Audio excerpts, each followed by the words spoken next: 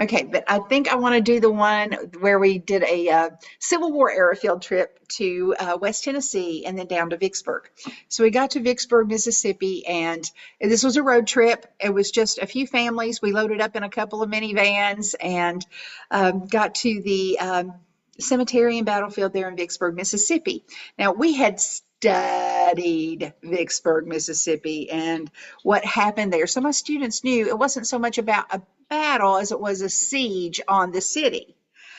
And I'd even made them read a book called The Drummer Boy of Vicksburg, which is a lovely children's literature, and I highly recommend that book. So, in addition to studying, non-fictional accounts, and this one was mostly non-fictional. I mean, it told a lot of the, but then they had to fill in some gaps too. So, historical fiction. But I had my students read that. While we were there, we found out that we could hire a tour guide to give us an hour and a half trip, private trip, just for my group around the battlefield and cemetery. And the moms decided, yeah, we'll pull our money together and we're going to get this person. And we've got too many vans. And so we loaded up all the parents in one and the students, me and the guide in the other. And we took off driving around the battlefield and she told us where to go, where to turn, what to see. But before we started, she held up a map of the battlefield and explained to everybody that this really was about a siege.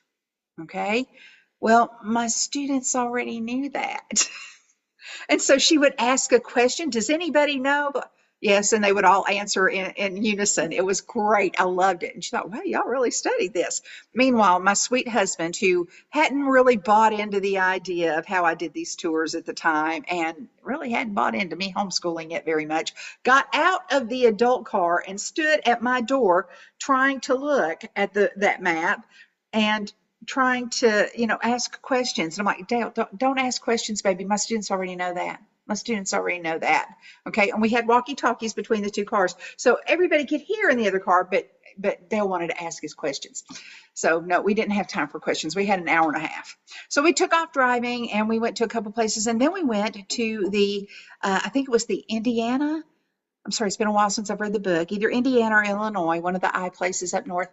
And we went to their memorial. Now, each state who had had soldiers at that battle had built a memorial to their soldiers, something to remember the men from their state. And so we got off we stopped driving and pulled into the park at that memorial.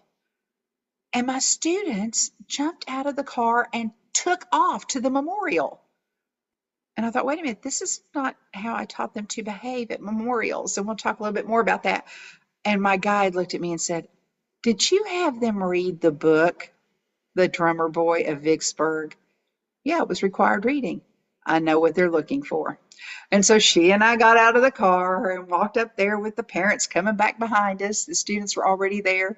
And by the time we got up there, we saw they were looking every name of every soldier from every state had been listed there. So each person by their name who had fought there. My students were looking for the unit number, and they were listed by units. My students were looking for the unit with the names of the characters that they had read about, the people they had read about.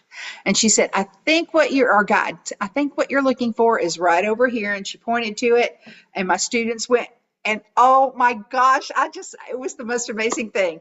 My students were saying, look, that's the drummer boy. Look, this is the commander. Look, this was the guy that did this. And they were referring to that book. So it was a wonderful moment in teaching for me. And I got to think, I've arrived. I've done it. I've made a difference in their lives because those students remembered those names and why they were important. And they saw these weren't just characters in a book. They were real people who served here. And they knew it because we held classes in advance and I gave them required homework, which surprisingly doesn't kill students when they're required to do something like read a book. It made a difference for them. It made a difference for me. And my students, I doubt any of them have forgotten that moment. It was quite lovely to see. Well, our tour guide was quite impressed with it too. And so that's when she looked at me and she said, "How much time do y'all have before you have to leave?" We're not really in a rush. We were going to drive home that afternoon, but no big deal. We were only about 4 or 5 hours from home. And she said, "Would you like the grand tour?" Remember, I'd been on a grand tour before at other places. And yes, we do indeed want the grand tour.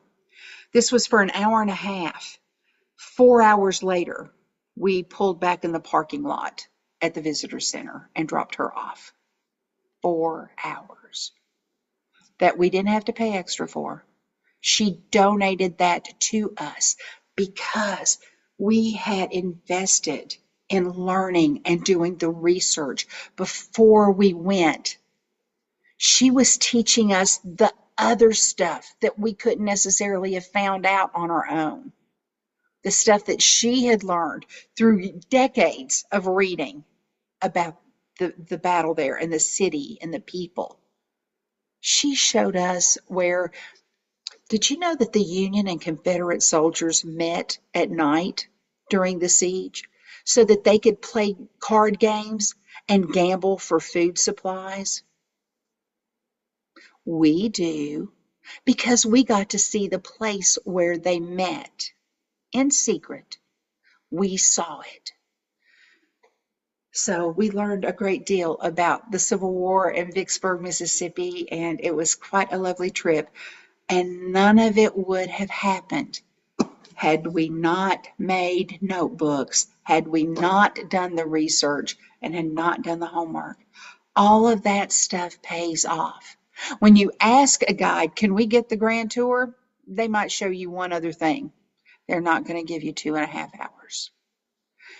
This has happened to my student groups nearly every time we've been on a trip. The better prepared my students are for the trip, the more we can learn, the more we grow, the more we get. But it all starts at home before you ever leave. So that's my wisdom to you about how to build a notebook. And again, if you want to talk to me more about it, you can always go to fieldtripready.com and send me a message. I hope you'll take a look at some of the videos about different places we've been. We're always adding content to that website. So if you don't find what you need one time, wait a couple months and come back and take a look, and maybe what you'll want is there. And if you've got suggestions for places that you'd like for me to visit and make a video, let me know that too. So fieldtripready.com, and I'm Frances Arthur, and I hope to see you on a fun field trip somewhere soon.